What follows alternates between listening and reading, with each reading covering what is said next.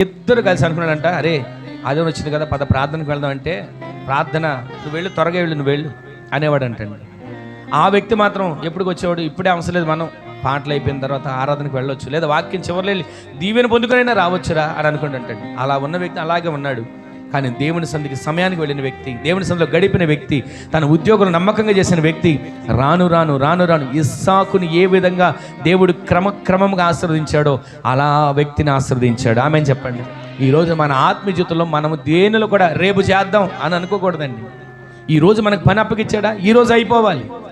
ఈరోజు మనకు దేవుడు ఒక బాధ్యత అప్పగిచ్చాడా, ఈరోజే నెరవేర్చబడాలి. ఏ పని అయినా సరే, అది కుటుంబ బాధ్యత అయినా, పిల్లల బాధ్యత అయినా, మీ కుటుంబంలో ఏ బాధ్యత అయినా సరే, దానిని మీరు ఈరోజే నిర్వర్తించే వారిగా మార్చబడుదురు గాక.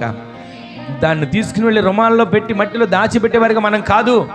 ప్రతిరోజు మోకరించేవారిగా, ప్రతిరోజు చేతులెత్తేవారిగా, ప్రతిరోజు ప్రార్థించేవారిగా, ప్రతిరోజు యజమాని కోసం, కుటుంబం కోసం, బిడ్డల కోసం, చేతి పనుల కోసం, ఉద్యోగం కోసం మీరు ప్రతిరోజు చేసే ప్రార్థన విన్న దేవుడు మునుపటి కంటే అధికమైన మేలులు మీ కుటుంబాల్లో దయచేయను గాక.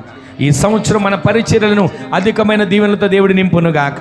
ఈ సంవత్సరం మన విశ్వాసులైన ప్రతి ఒక్క కుటుంబాలను అధికమైన దీవెనలతో నింపును గాక. ఈ సంవత్సరం వారు చేసే ప్రతి చేతి పనులు, జీవనోపాధిని అధికమైన దిగుబడితో దేవుడు దయచేయను గాక.